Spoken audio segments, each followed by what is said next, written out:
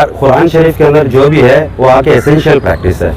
एक एक लफ्ज़ भी, एक एक आयत भी, एक एक वर्स भी कुरान का एसेंशियल प्रैक्टिस है। कोई चीज़ इसके अंदर नहीं बोल के नहीं है, उसके अंदर एक्सेप्शन नहीं है। वो इस्लामिक फेथ है हमारा कि अगर कोई चीज़, कोई इस कुरान की कोई आयत को झुटलाते हैं तो वो काफिर बन जाता है। मैं सलीम आपके साथ आज हम पहुंचा है कर्नाटका के हाई कोर्ट में। जैसे कि आप सब लोग जानते हैं कि हिजाब का मामला चल रहा था और इसका जजमेंट के लिए बहुत सारा दिन टाइम लिया गया था और इसका डिसीशन आज आ गया है। ये डिसीशन क्या आके है, आइए हम जानते हैं सीनियर एडवोकेट सिराजुद्दीन से। हाई कोर्ट में जो जजमेंट आया है उससे नाउमीद होने की ज़रूरत नहीं है। अभी अपीलेट कोर्ट है, सुप्रीम कोर्ट है। सुप्रीम कोर्ट में इंशाअल्लाह फाइल करेंगे।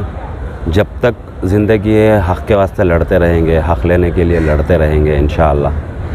जजमेंट क्या पास किया सर? जजमेंट वही जो पहले इंटरिम ऑर्डर था उसी के हिसाब से जजमेंट हुआ है, जहाँ पे गवर्नमेंट कॉलेजेस, पीयू कॉलेजेस और गवर्नमेंट हायर स्कूल्स के अंदर सिर्फ क्लासरूम्स के अंदर हिजाब नॉट अलाउड, बाकी सब जगह पहन सकते हैं, उसके ऊपर रिस्ट्रिक्शंस नहीं है। बस एक रीज़नेबल रिस्ट्रिक्शंस ओनली क्लास के अंदर नॉट अलाउड करके उन्होंने ऑर्डर किया। वो डिटेल्ड ऑर्डर अभी is not maintainable, petitions are not maintainable, जो प्रेयर बच्चों ने पूछा है स्कूल्स के, उडुपी के कॉलेज के, उनके लिए वो prayer not maintainable, it is not an essential religious practice करके बोल के उनका व्यू है।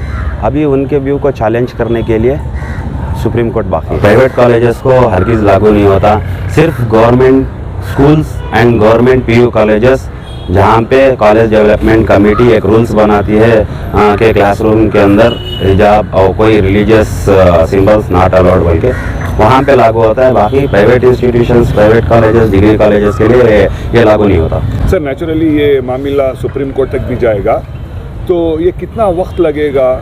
क्या अगला प्रोसीजर क्या रहेगा आप लोगों का? प्रोसीजर क्या है, वहाँ पे रिट पिटिशंस डालते हैं, SLP डालते हैं, ये पिटिशंस को चैलेंज करते हैं, वही प्रोसीजर रहेगा।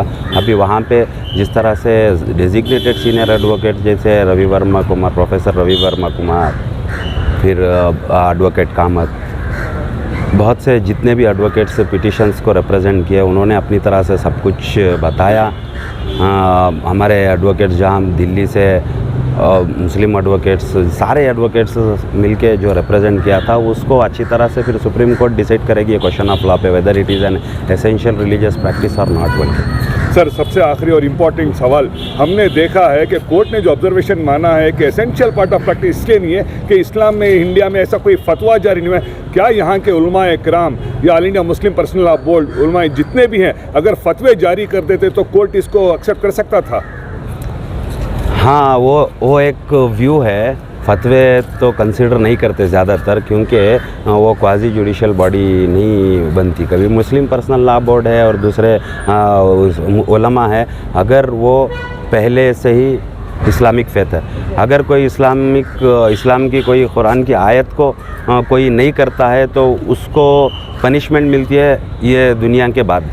सर आप कुंजापुरा स्टूडेंट्स के आप पिटिशनर है इस केस में, आपको क्या यहाँ पे आपके आर्गूमेंट रखने का मौका मिला आपको?